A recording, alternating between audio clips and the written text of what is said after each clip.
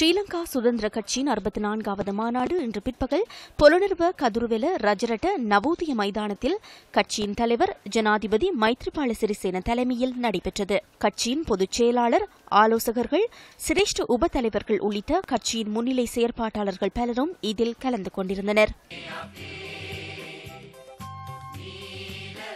மாநாட்டின் நினைவு மலர் இதன்போது ஜனாதிபதியிடம் கையளிக்கப்பட்டது. கலை நிகழ்ச்சிகளும் இன்றைய மாநாட்டை அலங்கரித்தன.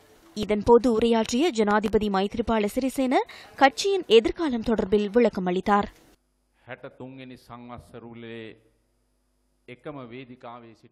63வது மாநாட்டில் ஒரே மேடையில் இருந்த நாம் 64வது மாநாட்டிலும் ஒரே மேடையில் உள்ளோம்.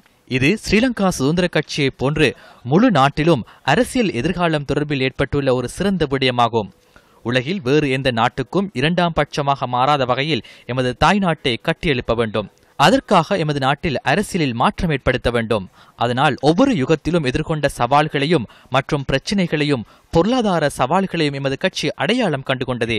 எனவே இன்று நாம் எதிர்கொள்ளும் சவால்களை அடையாளம் காண வேண்டும். எனவே நாம் சகோதரர்களாக ஒன்றிணைந்து பலமான ஸ்ரீலங்கா சுதந்திர கட்சி இந்த நாட்டில் உருவாக்க உங்கள் அனைவரையும் நான் எனது இரு கரம் நீட்டி கௌரவமாக அழைக்கின்றேன். வெற்றியை நோக்கி பயணிப்பதற்கும் அரசாங்கம் ஒன்றை அமைப்பதற்கும் சிறந்த அரசியல் விளிமியங்களை உருவாக்க வேண்டும். தொடர்ந்து 20 வருடங்களாக ஆட்சி செய்த கட்சி என்ற வகையில் இன்றும் அரசாங்கத்தின் தலைமை பதவி வகிப்பதற்கு ஸ்ரீலங்கா சுதந்திர கட்சி நாள் முடிந்துள்ளது. எனவே எதிர்கால அரசியல் இலக்குகளை அடைந்து கொள்வதற்காக அடிப்படையாக ஸ்ரீலங்கா சுதந்திர கட்சி பூரணமாக மறுசீரமைப்பது மிக முக்கியமானது.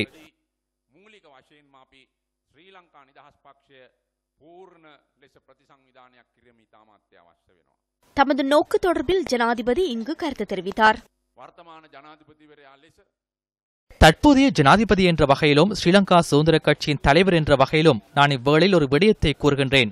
எனது செயற்பாடுகள் தொடர்பில் சுமத்தப்படுகின்ற சில விமர்சனங்களின் பொழுது நான் தெளிவாக ஒரு விடயத்தை கூற வேண்டும்.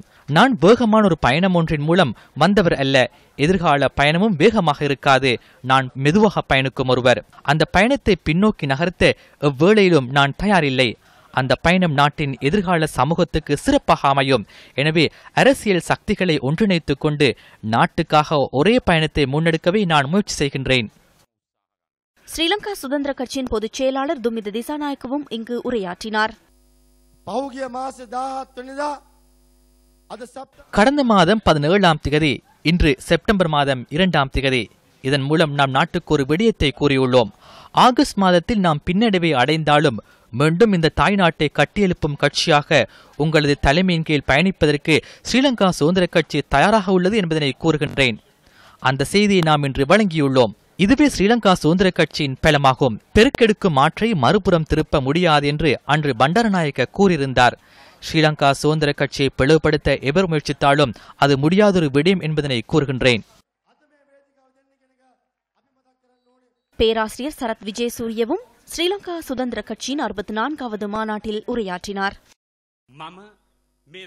இந்த முக்கிய சந்தர்ப்பத்தில் நான் சில கோரிக்கைகளை முன்வைக்கின்றேன்.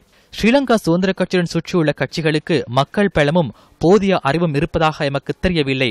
அவ்வாறான நபர்கள் ஸ்ரீலங்கா சுதந்திர கட்சியின் வாக்குப்பலம் மூலம் தமது தனிப்பட்ட பிம்பத்தை கட்டியெழுப்ப மாத்திரமே முயற்சிக்கின்றார்கள். எனவே இது துரதிருஷ்டவசமான ஒரு நிலைமையாகும். இதிலிருந்து ஸ்ரீலங்கா சுதந்திர கட்சியை மீட்டெடுப்பது ஜனாதிபதி மைத்ரிபால சிறிசேனவின் பாரிய பொறுப்பாகும்.